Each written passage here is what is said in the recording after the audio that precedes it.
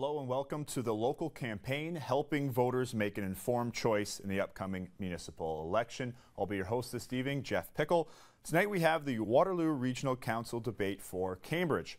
Out of the 5 candidates in the race, 2 will be elected. The candidates vying for this council seat are incumbent HELEN, incumbent Carl Kiefer, Jeffrey Shaver, and John Florence. Rob Burnett is also running but was unable to attend tonight's debate. Speaking order was drawn before the debate, so we will begin with opening remarks with Jeffrey Shaver. Jeffrey, you have 2 minutes for opening remarks. Hello, my name is Jeffrey Shaver, and I'm looking to represent Cambridge at the Waterloo Regional Council. You may know me from my activism work, and I'm looking to try to put that work into some positive change now in our region. My platform, I would like to see transit expanded, particularly to help people working afternoon shifts and other shift work. Right now, if you get off work at 11:30 or 12 at night, you don't have an option to use our transit system to get home. I believe we need to expand our system to allow people to be able to get to their jobs better, as well as we have Toyota and other factories starting as early as 6 a.m. I really do believe we need to start as early as 5 a.m. in order to get those people to their jobs. I think we can do this in a way that can save a bit of cost by using Dial-A-Bus system.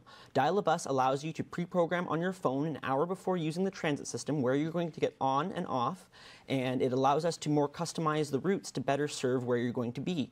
It also means we could expand some existing routes to cover areas that are not currently covered after 7 p.m. or after 10 p.m., like the area like Saginaw, which has many thousands of homes. We could cover those areas using Dial-A-Bus service, and it wouldn't actually end up having any empty buses running around the city.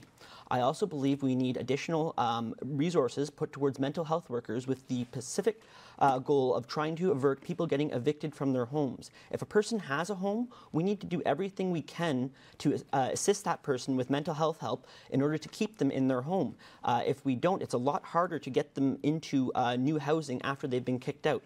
And there can be a lot of other frustrating elements to dealing with that down the line.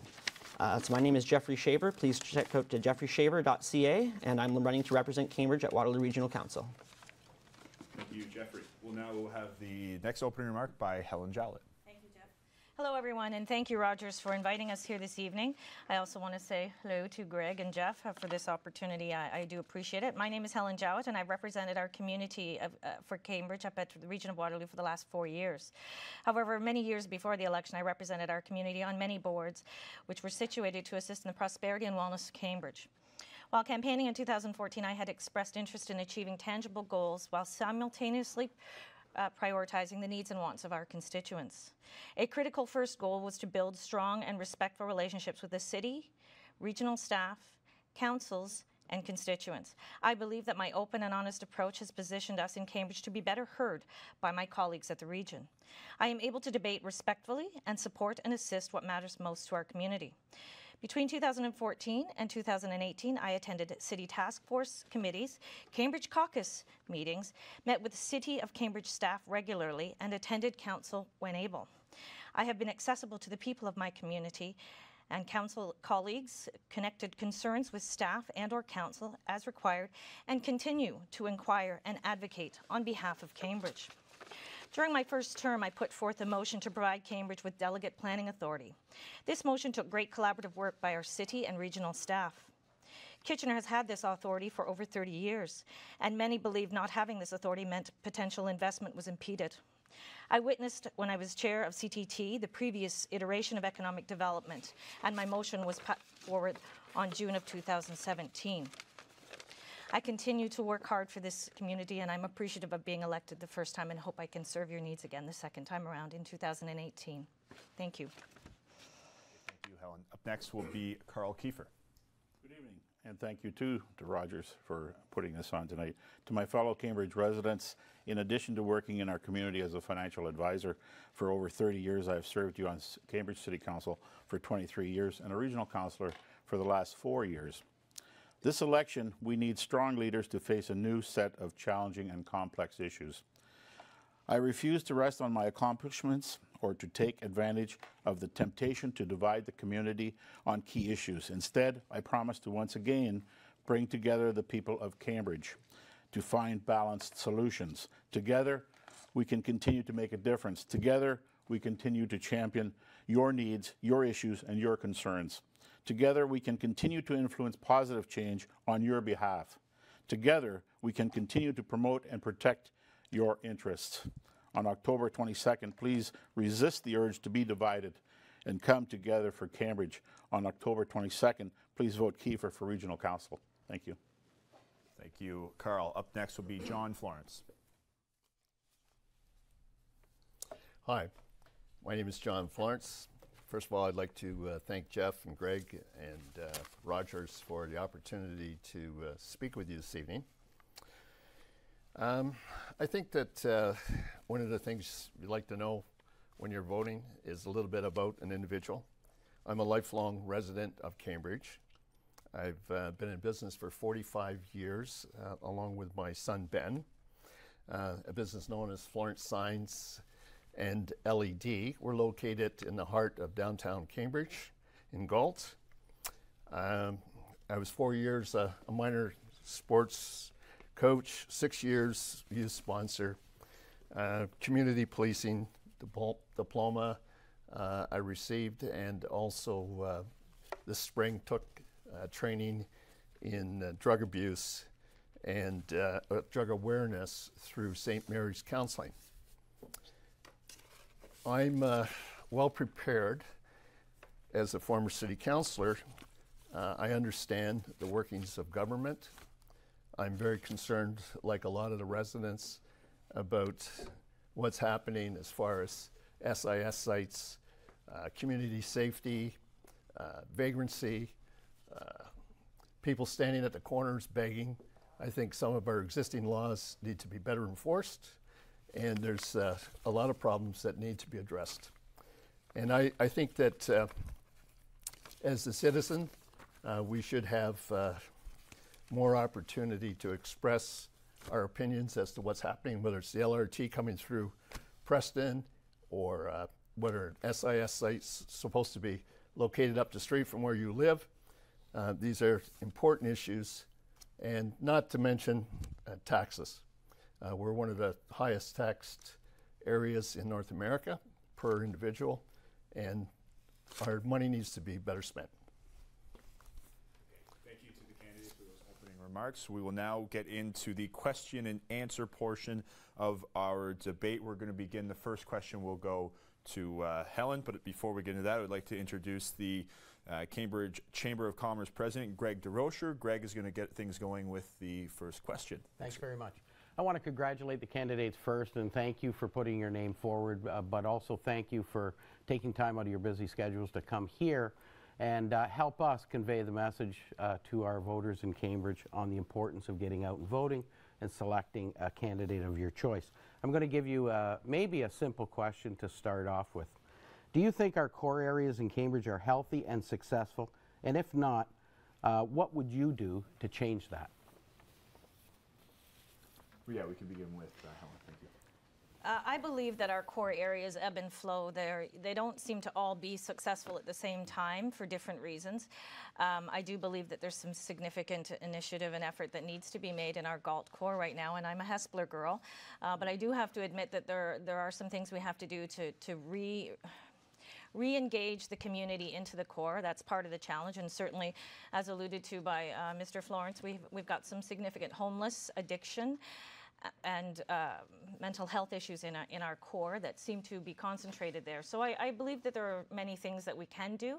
I also believe that the community is unaware of a lot of the things we have been doing, and the reason that is because it's a complicated set of resolutions that have to happen at all levels of government with cooperation from many levels of services. And I hope to continue to create the environment for collaboration to be able to bring some resolve to some of those issues. So if that's what we're speaking to about the core, that's definitely something that's top of mind for me. Thank you, Helen. Carl Kiefer. Thank you very much. The core areas of Cambridge have always been very important to the community in terms of from a business perspective and to the residents. As a former liaison for the Preston BIA, I was heavily involved in what was going on there. I know that, as has been mentioned, there are great problems that need to be resolved with solutions. I mentioned earlier about dividing the community. That's the last thing we want to do. We want the community to come together. So these issues that have happened in the core areas, in particular the Galt area, they didn't happen overnight and they won't be solved overnight. But we have to work on a collaborative basis with, as was mentioned as well, with the provincial and federal governments, as well as you know, the hierarchy of the residents and the businesses that are involved. I think that we have good, strong cores, and there needs to be some fine-tuning done, and it needs to be done not in a divided way, but in a collaborative way, as I said before. Thank you. Thank you. On next to John Florence. Yes. As I mentioned, my son and I have a business located in downtown Galt, and it's interesting. We've been there approximately 6 years and have experienced very little problems as far as safety issues or vandalism along that line. However, we have found needles on the sidewalk, and a lot of waste and different things that should be cleaned up. I know that safety is a real key issue. One tenant shared with me that she was not going to shop in downtown Galt any longer. She said that coming to Cambridge, she was concerned about people walking the streets. I think maybe relocating the bridges is a good idea. And I think that that organization originally was designed to shelter the homeless, and it's become a camping out area, and it's just deplorable. So it's very unfortunate that these things have occurred. I think we need to do our best to perhaps have town hall meetings as to where these SIS sites exactly should be located, if they're located at all. And I think that the people of Cambridge want to see more action and more policing in the downtown cores. Okay, thank you, John. On next to Jeffrey Shaver. I think there is some issues that the core is facing, and I think that's more the consequences of us not having enough housing options and not having enough mental health options. I think going forward, we need to attract new developments, need to include a certain percentage of rent-geared income property. So that way we can have some good places where people have stable housing that they will feel safe in. Because right now there's not too many options, and it's the current wait times to get into supportive housing can stretch up to 7 years if you're by yourself, a few years if you have a family, and even if you have kids, even still a year plus. So we need more options in order to house additional people, as well as support them in their houses in order to keep them from being on the street in the first place. If we offer more options that are in place with outreach workers, I think we can get some better options. There's a new RAC program that's only offered 1 day a week right now in downtown Galt, and I really think we need to expand that program because it's rapid access addiction counseling, and it's with a mental health, it's with a nurse, it's with a worker, and it's with a person with experience with drug addiction. And I think we need more programs like that in our core, more mental health supports and more housing supports in order to help alleviate these issues. Okay, thank you to the candidates. We'll now get on to the next question, which I think is a good follow-up to where we left off there. Speaking about the opioid crisis that has hit Cambridge, the last provincial government implemented a funding program for regions and communities to set up supervised injection sites. The region suggested downtown Galt as an optimal place for one of these sites. The city then passed an interim bylaw to temporarily prohibit one from being located in the core. The questions that I have for the candidates is, do you believe an SIS site is the solution, or is a solution rather, to the problem? And do you believe an SIS should be located in downtown? And I'll just again clarify that by SIS we're referring to safe injection sites, and we can begin the answering with Carl Kiefer. Okay, thank you for that question, or questions, Jeff. First of all, affordable living is a necessity to ensure that we are providing a respectable standard of quality of life for each person living in Cambridge and Waterloo region. It is crucial to continue to work together with important partners such as the social planning councils, large federal and provincial government lobby groups, such as the Federation of Canadian Municipalities and the Association of Municipalities of Ontario, in order to improve the level of support we are providing to most of the vulnerable people in our community. As Waterloo Regional Police Chief Brian Larkin has noted, SIS and SCS initiatives are only one potential tool in the toolkit. Currently funding for these sites is on hold while the provincial government conducts a review.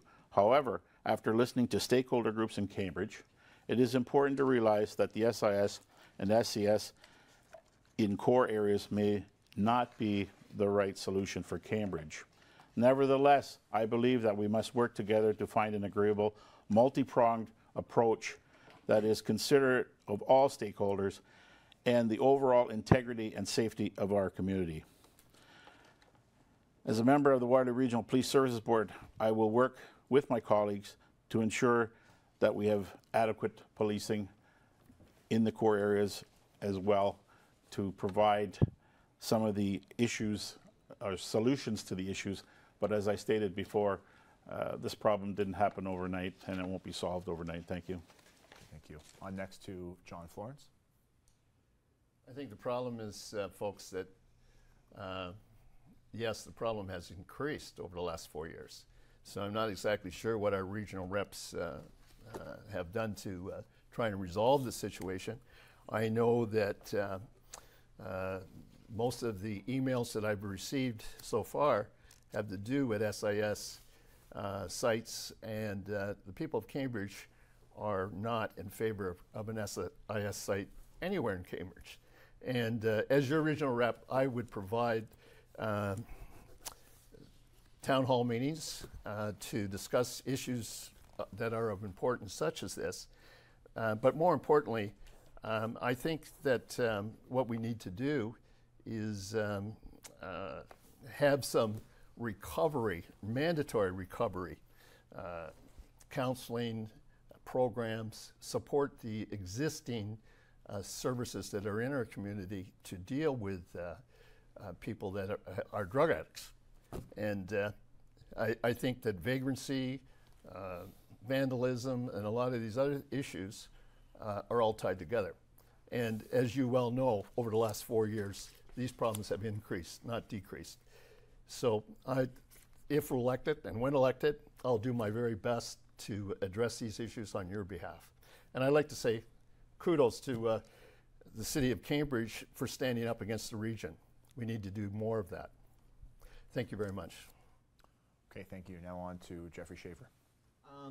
With SIS, it's more than just a safe place for the user to do drugs. There is a nurse there that can offer additional services to that person if they're inquiring about it, or if the nurse discuss it with them. They can offer them direction to counseling. They can offer them direction to addiction treatment. There's someone reliable to also talk to, as well as monitor the person to make sure that they're safe and they're getting access. Questions like, where are you sleeping tonight? Where are you getting some food? Keeping access to people that are quite often avoiding the medical system. We need to somehow keep them in check, because those costs, it's costing us later. We've dealt with overdose, approximately 85 overdoses in the region last year. We need some new options in order to help us recover from these issues. Guelph, Hamilton, London, Toronto has about 8 of them. People aren't just going to travel to our area in order to use them. They're already in other cities in our area, and I believe they are starting to show progress. In the area of the core, if it needs it, it really is one of the hot spots that we're experiencing a lot of problems with it. So it's really a tough issue, because we need to be able to service the area where the most problems are. The problems have increased, so we need new solutions in order to help reduce these issues. Thank you, Jeffrey. On to Helen Jowett. Thank you. As a member of Waterloo Crime Prevention Council, we spent a significant amount of time having discussions from many different stakeholder groups, specifically with the opioid crisis. It has taken up a lot of politicians' time and energy, and I don't know anybody that doesn't care deeply, to be quite honest. I support the interim bylaw control because I do feel like the City of Cambridge was stuck. What must be understood is I don't believe an unsanctioned site is going to be welcome either. And so Regional Council has worked very hard in trying to find a compromise through some of those jurisdictional challenges. If it is the only way that we are going to get wraparound services to help people, then I am in support of it. But I'm very clear about the fact that if we are going to get any kind of a safe consumption site, I want to know what enforcement looks like. I want to know what wraparound servicing looks like. I want to know, do we have a plan for treatment once we intervene with people who need assistance? I want to know, are we going to create specific, no longer is it a problem about affordable housing, it's about housing with supports because of the high acuity level or the high level of addiction and the high level of mental illness of some of the folks that need our support. So those are sort of the things that I'd like to put out there. I'd also like to say that it's interesting to note that many two-tier communities had this very same dilemma that we have at the regional level with Cambridge. And so I think it was important to kind of address that and talk to some of those other regions. And a lot of people are now moving their safe consumption sites out of their core. So I'm hoping that we can get the new government to look at that a little bit differently and see if we can get some compromise that makes everybody in our community happy. Thank you. Okay, thank you to the candidates. I'll now hand over the next question to my colleague Greg, and it will be John Florence that answering the question first. Our favorite comment to politicians is you realize that virtually every single dollar government has to spend comes from an individual or corporation who is earning money to either buy a government service or is taxed on their income. Understanding that, it is important because it really means before there is government revenue, a business transaction must take place. We see that what happens to communities where the unemployment rate is high, businesses have obviously lost confidence or the talent pool isn't there. You also understand that most of our charitable organizations in the community rely on private and corporate donations more than anything else. So prosperity is vital for the community to have the resources to invest and make our city a better place. And so the good works of our charities and nonprofits have the means to deliver their valuable services. As a regional councillor, what will you do in the next 4 years to make Cambridge even more prosperous, and is economic development a top priority for you? Thank you very much, Greg. That's a great question. I know that we're very thankful to have such an active Chamber of Commerce in our city. They do a great job of representing business. Yeah, this is a real concern, prosperity. I mean, businesses are struggling. We see this last month, the federal government reported the job loss, and it was rather staggering, the number of people that lost a job in the month of August. And you can say, oh, well, that's a federal issue. No way. It's a local issue. It's a small business issue. My son and I are in the sign and outdoor advertising business. Next year, celebrating my 50th year. That's what happens when you start when you're 5. But anyways, and we've been in Cambridge, and we've worked with all sizes of businesses. You work from the farmer who has a banged up door and needs some lettering on it at the auto body, to vice presidents of Babcock, Wilcox, and large companies. And one of the things is that small business needs to be encouraged. Small business people work hard. They work long hours. And the nonprofit organizations in our city, the churches, they too need to be encouraged. It's similar to the drug problem. It's not about enabling, it's about empowering. I think we need to better support the existing services that are out there. There are a lot of churches. You think of Trinity feeding over 125 people at a sitting, and have been doing this for years. You think of churches like Forward that help out at the food bank and provide money for the bridges and people to assist. There are a lot of nonprofits that should be empowered and should be funded. And I think that's you know, an issue that too could be discussed in town hall meetings, is how should we better prioritize how the money of the public is spent. Businesses work hard, they pay a lot of taxes, and we want to encourage our nonprofits. Thank you, John. We'll now go to Jeffrey Schaefer. One of the things I believe affecting our economic development is our access to transit. If you have to turn down work, or you're turning down overtime because you have some jobs been offered you on the weekend in your factory, but isn't served by the transit, well, you have to turn down that overtime, and that's bad for your employer, and it's bad for yourself as well too. So we need expanded transit options to get people to these jobs effectively. Also, I believe we need to encompass more automation in order to help cut costs. I actually went to Conestoga College for robotics and automation, and that's one of the things I do is I automate things. I think we need to cut down even on administrative costs through electronic services offered online. Any service that you need to use from the region in terms of scheduling, if you need to schedule an appointment with any of the service, you need to be able to do that online and change appointments online, cut down on the amount of administrative costs that we have.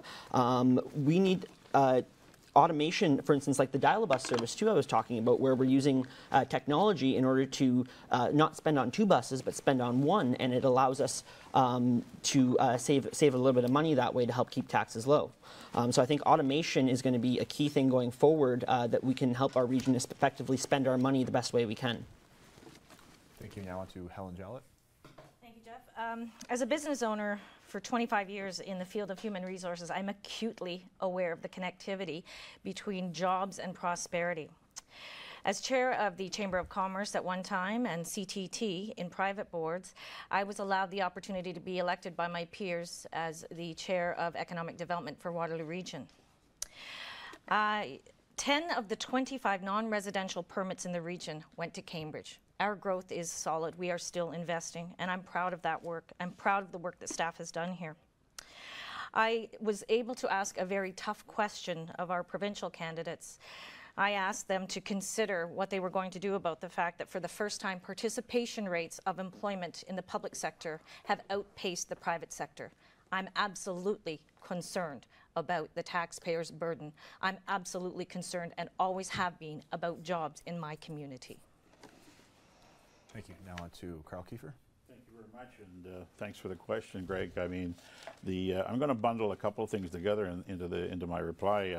While education may be a provincial responsibility, there's still a great deal that we, as a regional councillors, can accomplish in order to help improve local education experiences and encourage opportunities that lead to meaningful employment. It is imperative that the regional councillors, ward councillors, federal officials work together to build a logical flow-through from education to the job market in Cambridge. As a director on the Board of Governors for Wilfrid Laurier University, I understand the importance of working with our local educational institutions to ensure that we are focusing on education that leads to employment and contributes to economic growth. As Vice Chair on the Planning and Works Committee, I have strongly supported the region of Waterloo's direction on business development, sustaining existing businesses and services, and attracting new companies to Cambridge and the region of Waterloo.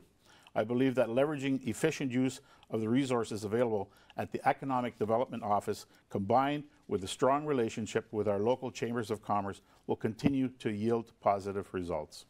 Thank you.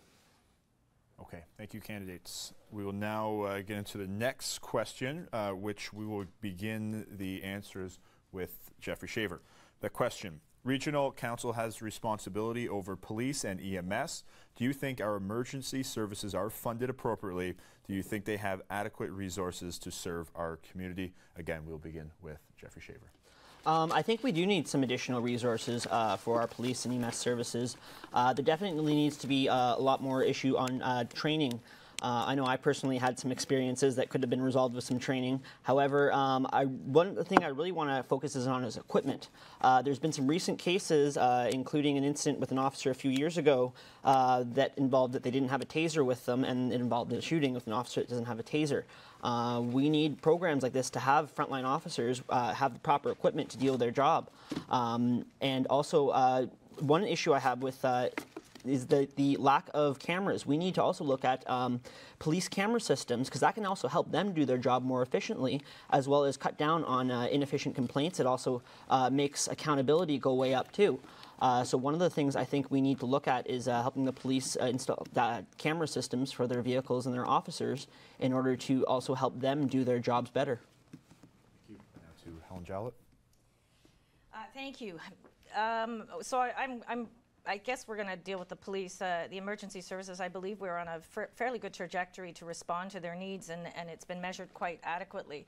However, when it comes to Waterloo Regional Police, we must know that on our regional budgets, that is a line item. The Police Act prohibits us from engaging or interfering in operational activity with our police officers.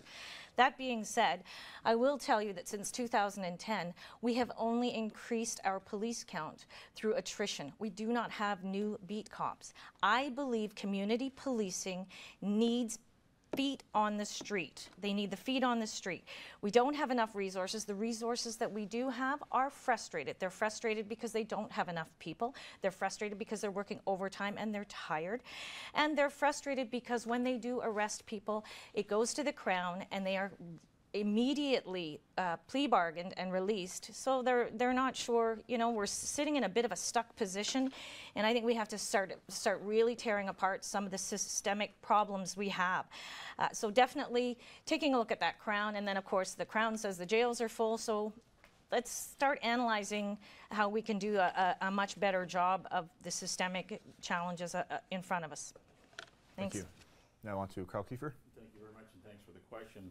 And as a member of the Waterloo Regional Police Services Board for the last 4 years, I've learned a lot. And I'd like to say that I was going to repeat some of the things that Helen said, but she hit the nail right on the head with all the things she said. For sure, we need funding, more funding from the provincial government. We don't, you know, when I sat through the budgets on the Police Services Board, I recognized that they were trying to be as efficient as possible, but you know, the money has to come from somewhere. One of the things that we've implemented in the last 4 years is that we've gone to a situation where we're reducing uniformed police officers with civilians, and civilians that are quite capable of doing the same work, but they don't have to be uniformed police officers. So that's one of the areas that they are finding some cost savings on. But to complicate things, the fact remains that we do need more police on the ground, as was mentioned, and probably to look at some of the solutions in the core areas, you will need to do that. And you can't have it both ways. The taxpayer would like to have more police on the ground. I know that from residents that have contacted me, and yet at the same time they don't want to have a budget increase. You can't have it both ways. It's one way or the other, but definitely more funding is required. Thank you. On to John Florence. I think that our services are well funded. When it comes to policing, I've had several different residents and voters ask me, why don't the police enforce the laws that are on the books? What about vagrancy laws? What about the guys standing at the corner? That accident that's waiting to happen at Babcock-Wilcox when a $5 bill flies off somebody's hand and somebody steps out into the street and they're hit by a truck that can't stop on a dime. Then the truck driver's going to be charged for careless driving, and the police are going to be charged, and the municipality's going to be charged, and there's going to be one great big lawsuit. I mean, I don't know about you folks, but I think it's ridiculous how some of the basic things that are happening in the municipality, such as people camping out in the parks and this type of thing. There's bylaws against it. Enforce the bylaws. The police need to do their job. And if there's laws on the book, they need to enforce them. If they don't want to enforce them, maybe we ought to redirect some people's careers. The bottom line is people are concerned about safety, and the courts are concerned about safety as they drive through intersections. You know, enough for the beggars. Let's start enforcing the laws that are there. We have a brand new fire hall that just opened. I think we've spent our tax money well on the services that we do have, but now it's time to start enforcing the laws that are there. and to do a better job of making this a safer community to live in. Thank you very much. Okay, thank you to the candidates. I'll hand it back over to Greg for the next question, which will be answered first by HELEN JOWETT. I've seen on social media in the last day or so really neat images of ION finally moving through the core of Kitchener and Waterloo. We went through some very difficult times in Cambridge over the last year or year and a half, talking about the Cambridge route and where it will come in and where it will be aligned with and what types of disruption.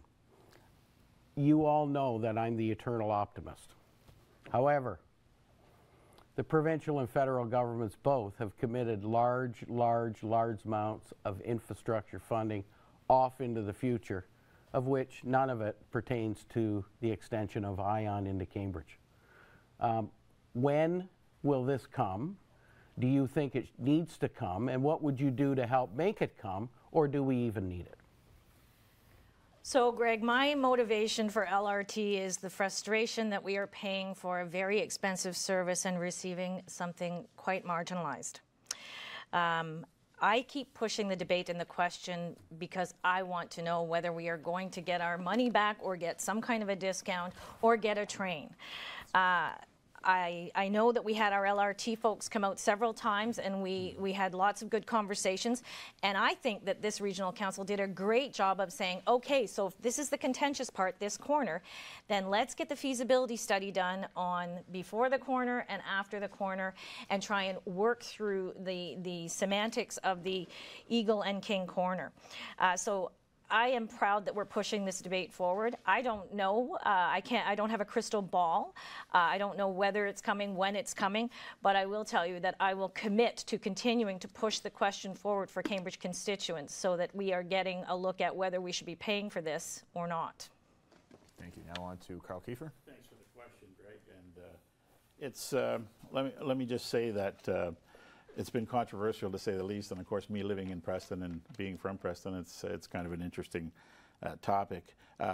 I too, like Helen, we both weren't on the regional council that brought in the LRT, but we both got. I was on city council, but we both are now tasked with the job of making sure that it happens and happens to the best of the ability for people of Cambridge.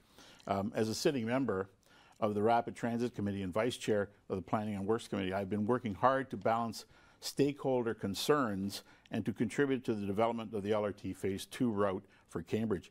I was instrumental in opposing the initial LRT route through Preston and supporting alternatives that will avoid expropriating property in Preston. Further, I strongly supported the new and revised bus routes to encourage more usage and provide more efficient service to the public.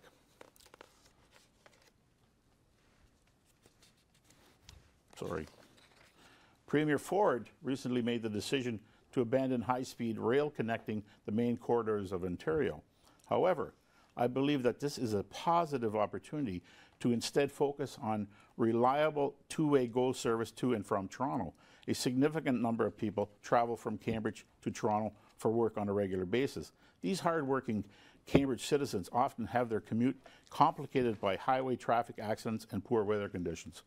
If re-elected, I will continue to work with the people of Cambridge, staff and colleagues on council, as well as with counterparts in Kitchener and Waterloo and the Government of Ontario to make consistent GO service a reality. In order to achieve this reality, we need experienced leaders who are willing to listen and work together to achieve what the people of Cambridge believe in as a vision for their transportation needs.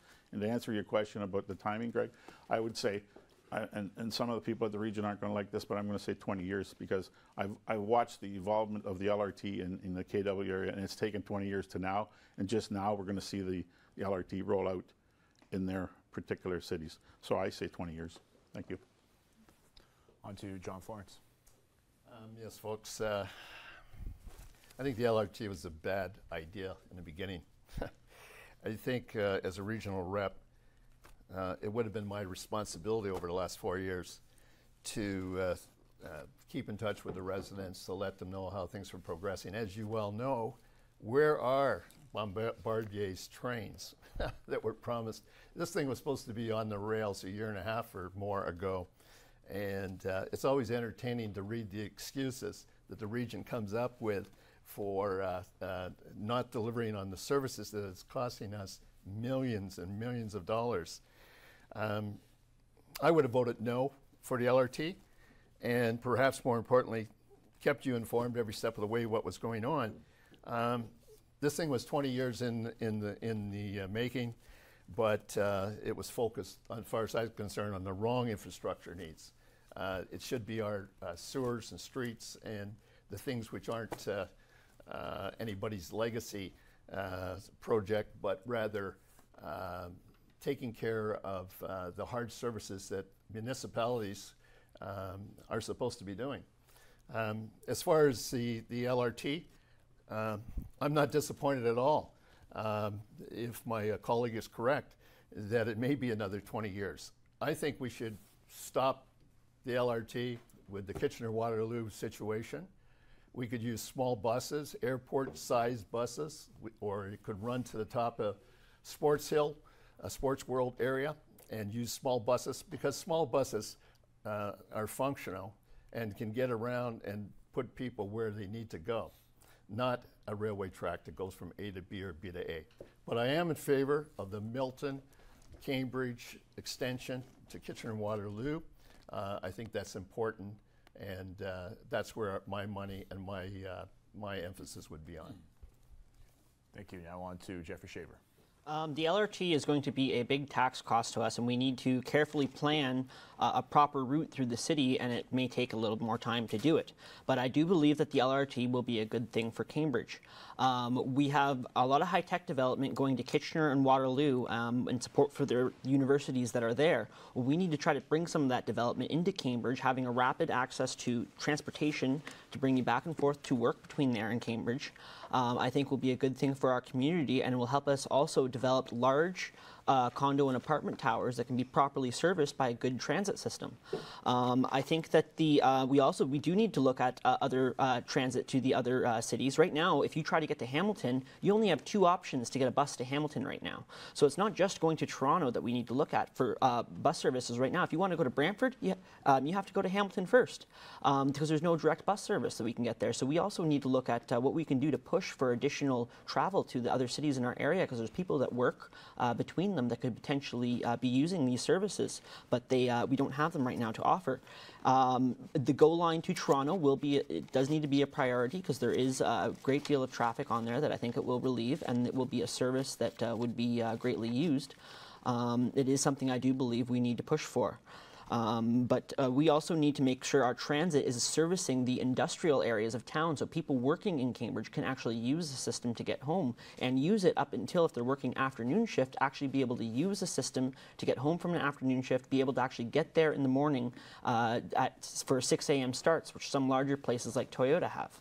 So I think the transit infrastructure going forward, we do need to spend some money there on it, and I think the LRT is going to bring some development to Cambridge, although we maybe need to do a little more planning and prepare to bring it a little down the line. Thank you. Okay, thank you to the candidates. We'll continue with the question and answer period. This next question, if I have my order correct, we'll go to Carl. Does that sound right as far as the order goes? And we'll continue with Greg. And it's maybe appropriate, Jeff, because I think Carl was the first one to bring up GO, and it's a bit of a frustrating subject from Cambridge's perspective as well. I know just in my lifetime we've been talking about getting GO for over 40 years to Cambridge, and it seems like it never goes our way.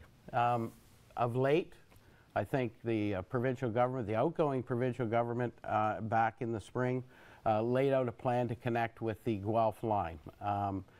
The real problem that I think business sees is that that's fine, that's great, but really we're looking at moving people now in from the GTA, because we've got 2,500 or 3,000 high-tech jobs that are vacant in the region of Waterloo.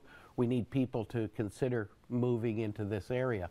A 2.5-hour ride on a train every morning and every evening is not efficient.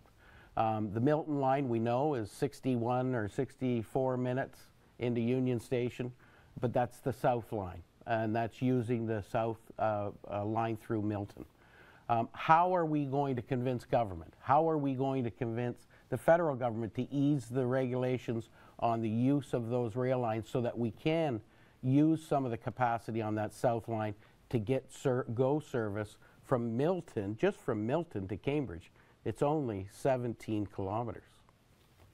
Well, thanks for the question, Greg, and you're right, I am a proponent of GO, and you're also right, it's not necessarily going to be the answer for bringing in more people or moving more people out. However, it will be a solution, a part of the solution in terms of that. But as far as getting the GO train service, I don't know how many meetings I've attended and sat in, and I think it goes back to even when you were on council, and we attended a Minister of Transportation's announcement about the GO train and how we're not going to get it, and I think that was over 30 years ago. But I think now, though, the numbers that are out there in terms of that are showing up for our region from a business development, business economic standpoint are outstanding. I mean, we are, to use somebody's words that once said, we are the heartbeat of Ontario, and I truly believe that. And we have such businesses in our area that are improving and changing all the time with the high tech and the fact that more and more keep coming on.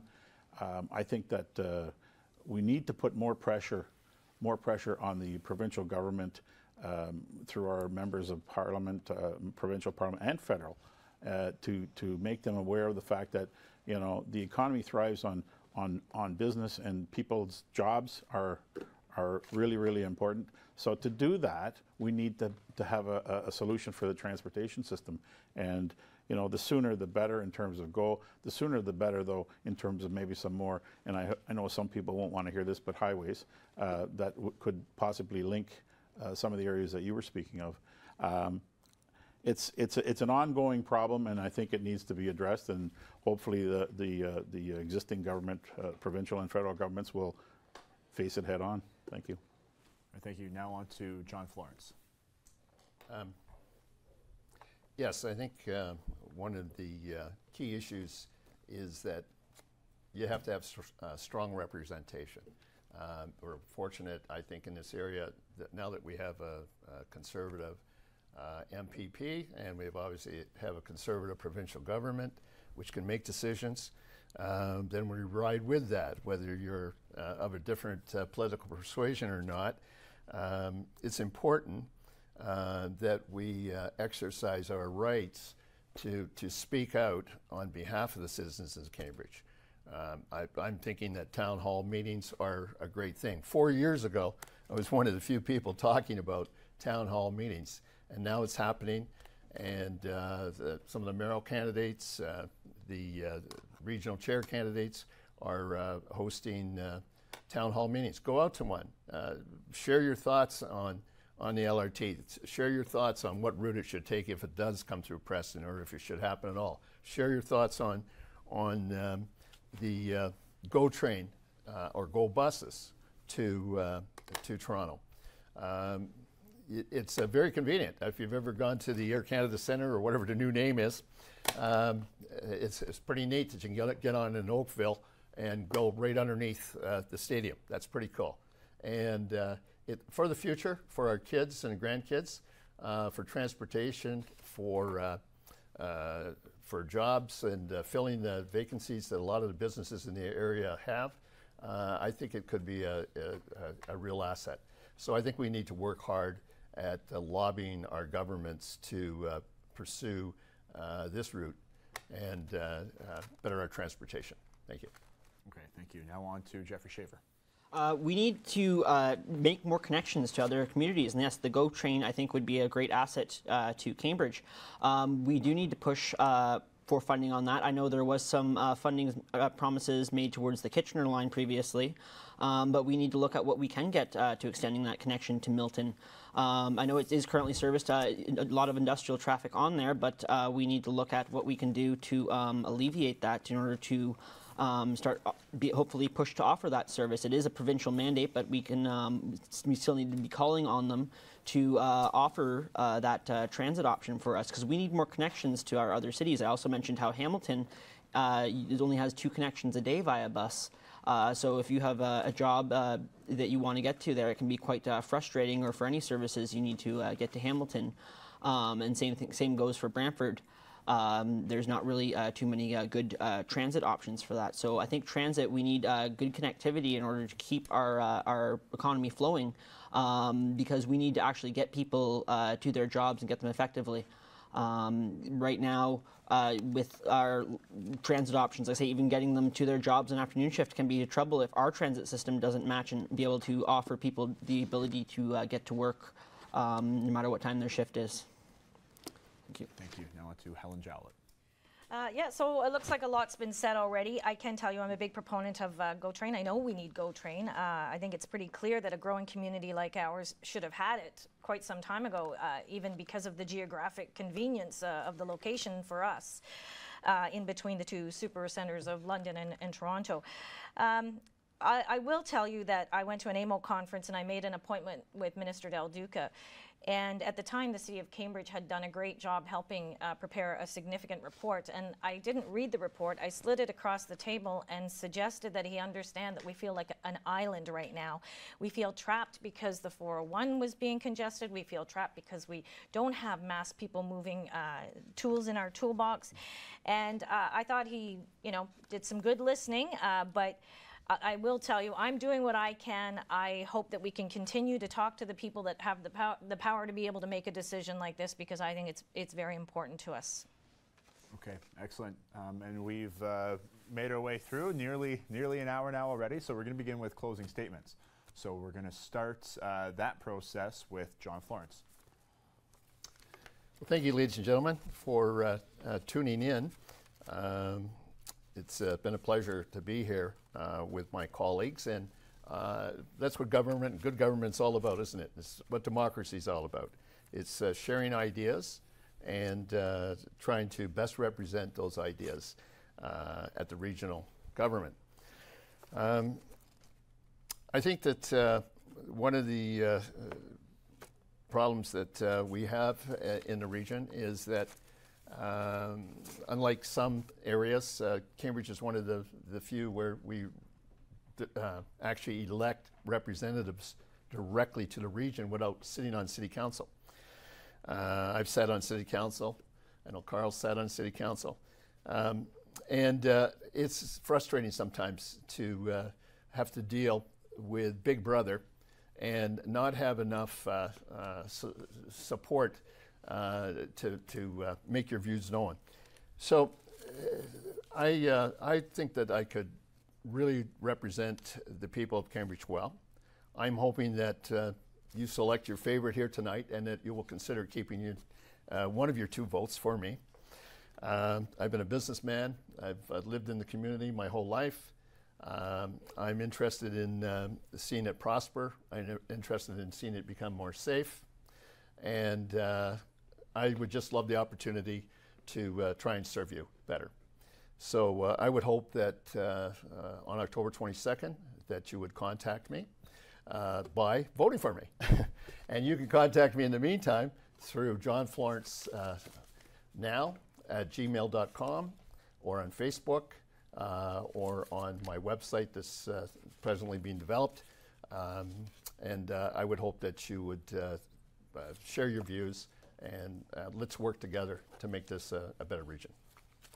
Okay, thank you. Now on to Carl Kiefer. Thank you very much. I just want to thank Rogers again. I want to thank you, Jeff, and Greg for hosting this tonight. And I want to thank and congratulate my fellow candidates and my colleague, Helen, for coming tonight. And what I'm going to say now is that I'm going to promise to continue to do my best to listen, to bring the community together, and to be your voice for Cambridge at Waterloo Regional Council.